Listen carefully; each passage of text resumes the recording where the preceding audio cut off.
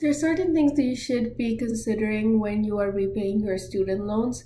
Depending on your lender, you might have a few options of how you want to repay your loans. For instance, if some lenders may allow you to consolidate your loans. So if you have, say, a number of loans like student loans, then you can combine all those student loans and consolidate it to one loan with a blended rate. Right? So if you are doing this, what you want to make sure is that if you have low interest loans with a large principal amount, then when you are blending it, is that changing your interest rate or not? Right? So you want to sort of calculate how much you would have been paying before consolidating and after consolidating, besides just looking at the interest rate. Right, your how much your principal amount is outstanding, that also affects how much you are paying for each of those loans. Okay. Another option that your lenders might allow is they may allow you an extension for repayment. So if there are situations where, depending on the life situation, that someone might need an additional time to repay their loans, depending on the lender, there might be a possibility to extend the repayment terms of those loans. So a lot of federal loans or subsidized loans may have those options, less so with private loans.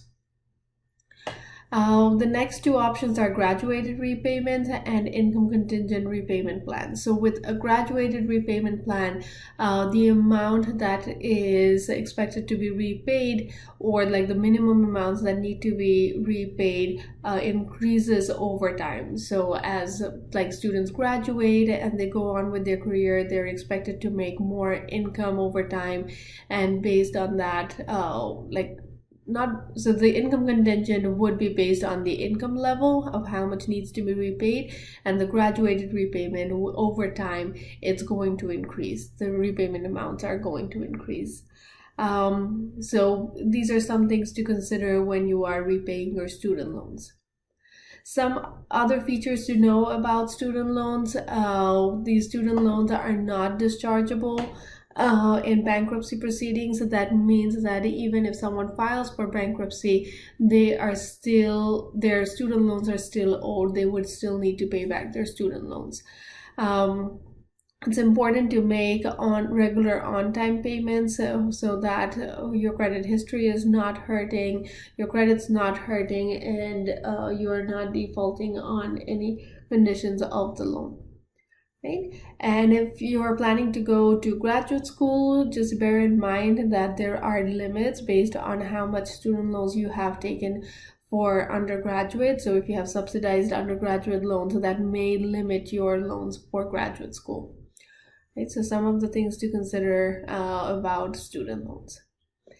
There is always a discussion about whether you should be refinancing your student loans or not. There are some web links that you can go over to see whether you should be refinancing or not. What are the benefits? What are the disadvantages of refinancing?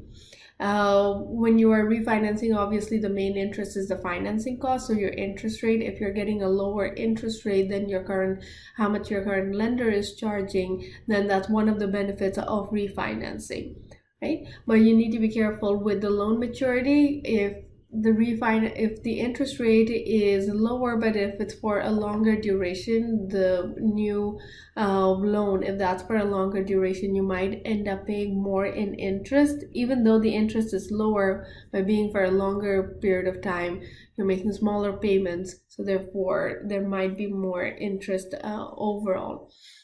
So check the financing cost and the loan maturity, and then see overall in total how much you would end up paying, and then compare those numbers when deciding whether to refinance or not.